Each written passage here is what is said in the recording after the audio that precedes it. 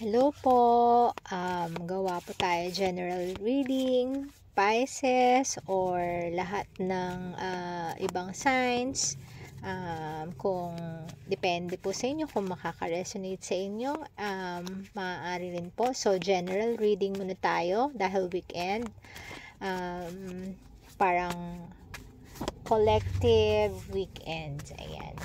So, Pisces, Gemini, Scorpio, Libra, Virgo, lahat po. Aries, Sagittarius, Capricorn, Aquarius, ano pa po ba? Mga hindi ko nabanggit.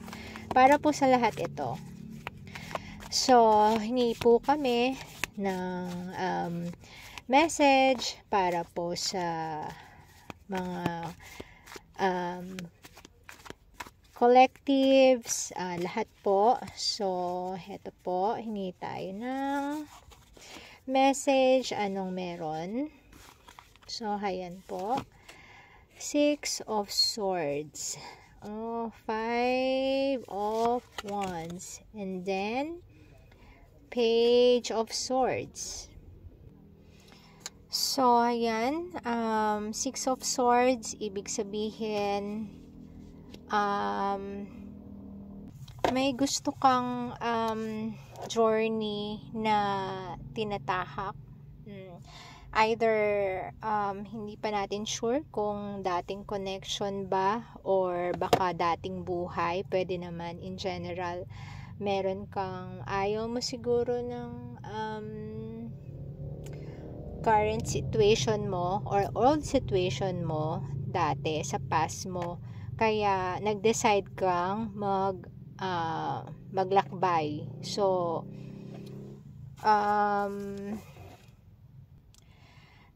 ayun, eto naman,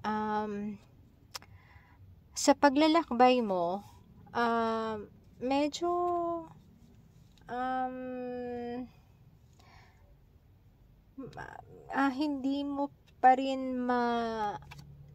hindi mo pa rin makuha kung ano yung gusto mo ba talaga sa buhay.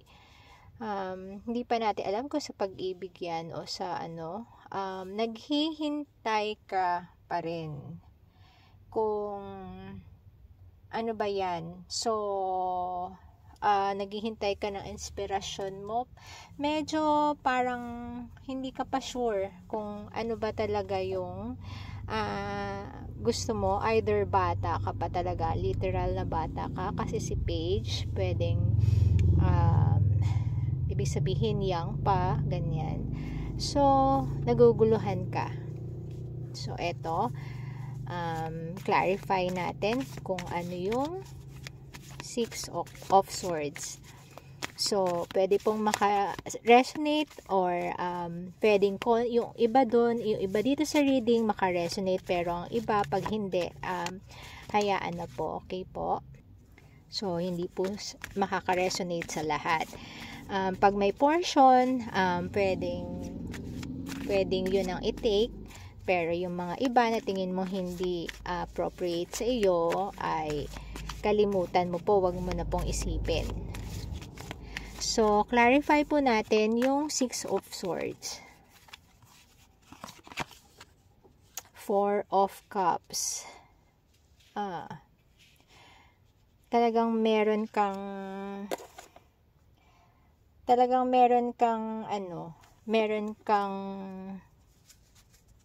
iniwasan, kung ano man to sa past mo. Clarify po natin ang 5 of Wands. May iniwasan ka. 4 of Wands.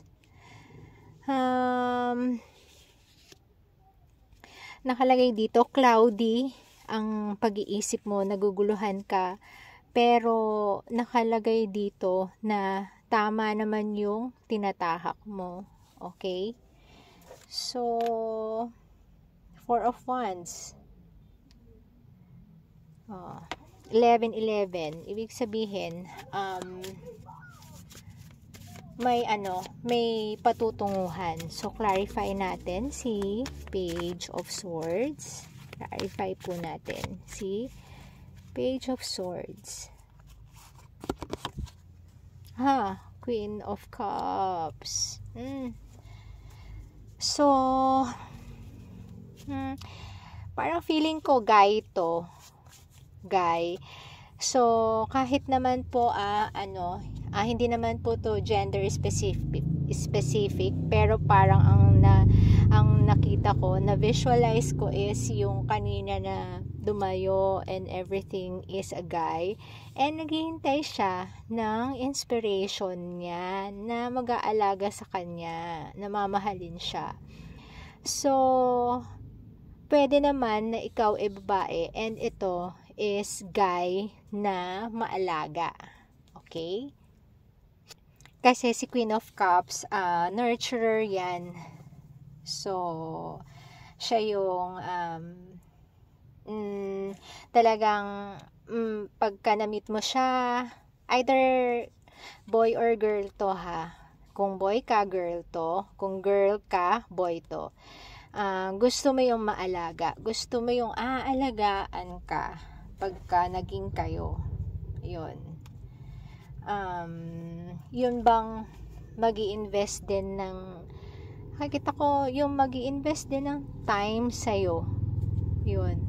Yung parang laging nandiyan sa tabi mo. Yung parang ang tingin ko parang wife material, ganun. Hindi lang ba sa boyfriend, girlfriend, kung hindi yun talagang totoong magmamahal sa'yo na pwedeng mag-lead sa marriage.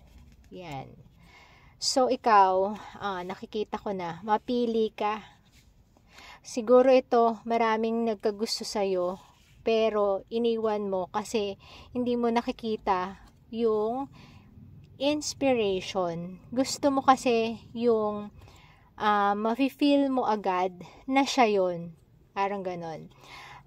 Na pag nakita mo siya, yung, alam mo yun, parang talagang ma-excite ka, yun ang hinihintay mong feeling, yung magiging, yung parang magi-skip ng beat yung heart mo, yung mga tipong gano'n ng mga mga datingan nito, 'di ba? So, yun kasi naman talaga ang masarap 'di ba? Pagka parang alam mo yung pag nung sa mga bata, tingin ko bata pa. Para sa mga bata pa, yung pagkakikiligin, pagka nakikita, yung mga ganyan. So, nakakakilig naman talaga yun, 'di ba? Nasarap pa nga, kahit na tayo mga mature, parang pagka nakamit din tayo ng, kahit naka-age natin, parang gusto rin natin yung mga times nung bata tayo kasi, napaka-sweet, napaka-innocent, 'di ba? Ng mga time na yun, nakakakilig yung makikita mo pa lang, ay kinikilig ka na kahit di mo pa nakakausap. Yung mga ganun, parang crush, pero tingin mo parang wife material, parang husband material, parang pwede kayong bumuo ng marriage. So, yun ang iniintay mo, pero hindi mo ma-figure out or ayaw mo tanggapin na waiting ka. So, para mahanap mo yan, kailangan tanggapin mo muna na waiting ka. And hindi ko naman sinasabing maghanap ka kasi bata ka pa, pero maging open ka lang. Kasi tinatanggihan mo lahat. Baka mamaya yung isa doon, hindi naman kasi lahat parang nakakakilig, ganyan. Meron namang iba, may potential pala pagka nakilala mo siya or nakausap mo siya ng matagal. So, hingi tayo ng message para sa connection na to. So, sa mga makakapag-resonate po, yung part lang na nakaka-resonate sa inyo, pwedeng yun lang ang i-take nyo. Sa hindi, syempre, halimbawa, batang-bata pa, yung marriage, syempre, baka mamaya sabihin, pwede na magpakasal. Hindi naman po, 'di ba? Bata pa siya Pero yun ang hinahanap mo. 'Diba? So, tanungin mo yung sarili mo kung ready ka na ba para dito.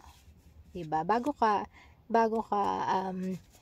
pumasok sa isang seryosong relationship. So, hingi muna po tayo ng advice sa universe para sa connection na to. Page of Cups. Knight of Wands. King of Wands. Dami. See, ang daming mong opportunities. Nako, tingin ko napakaganda mo or napakagwapo mo. Feeling ko lang. Kasi ito, ang dami pa from the past na babalik. Okay. Marami pang gustong bumalik. Tapos, ikaw ay wands, 'di ba? Medyo may spontaneity ka yung parang gusto mo ngayon, mamaya ayaw mo na. Okay. So, parang medyo parang hindi ka pa, nakikita ko, gusto mo ng ganitong relationship, pero in reality, parang ang dami mo pang gustong ma-experience. Okay. So, yun. And parang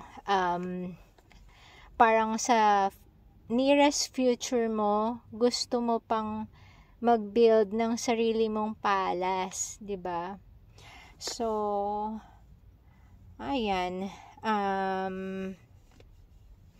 marami ka pang gustong ayusin sa buhay mo, ganyan.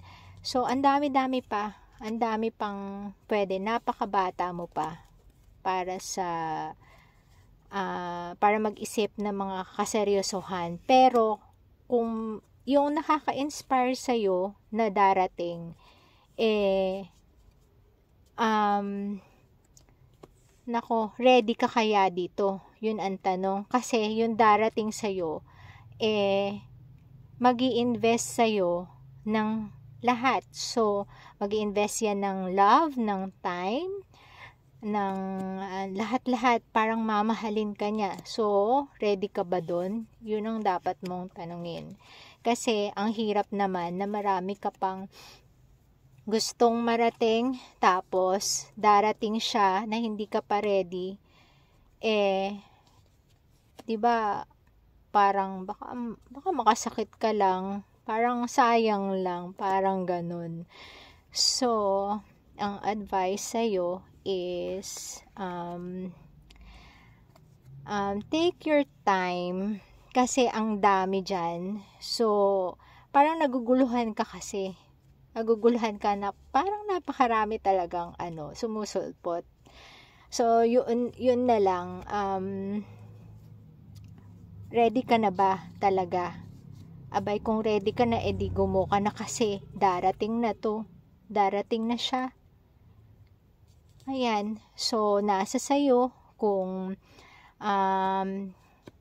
tatanggapin mo na siya, magseseryoso ka na, or mag-ano ka pa, tawag dito, parang establish mo muna yung sarili mo sa buhay in general. Okay po. So, para isara itong reading na to, tingnan natin kung ano ang message para maisara natin ang reading na to. Ayan. How can I be more flexible right now? Ayan, ikaw lang makakasugot niyan. What are you trying to control? Maybe it's time to let go. Let love move through you today and trust the outcome will be for your highest good. Okay? So, eto, today's soul action. Remind yourself all day long that you are safe. Okay? So, kasi naguguluhan ka, 'di ba? that life is happening for you and that you are not alone. Then do some yoga. Yan. So, sino mga nag-yoga? More on pwedeng exercise or mind exercise, yung meditation nila para maka ano ka ng calmness sa pag-iisip. So yan, medyo parang natutuliro ka. Talagang feeling ko ang ganda-ganda mo or ang gwapo-gwapo mo at ang dami nila. Parang sino kaya ang pipiliin ko? Parang ganun. Na parang may nagugustuhan ka, kaya lang iba yung, kumbaga magkaiba kayo ng gusto. Gusto niya commitment, pero ikaw hindi ka pa ready. So yan, syempre ayan na ang advice. So ikaw na lang ang bahala na mag-isip kung ano ang nararapat sa'yo, and good luck sa iyong magiging decision. So gabay lamang ito. Syempre ikaw lang ang makaka-decide yan kung ano ang para sa'yo. Gamitin ang intuition. Katulad sa mga water signs, mataas yan. Pisces, Scorpio, Cancer, ganyan. So, yan. Salamat po sa pakikinig and magandang araw po sa inyo. And salamat. Have a good day. God bless.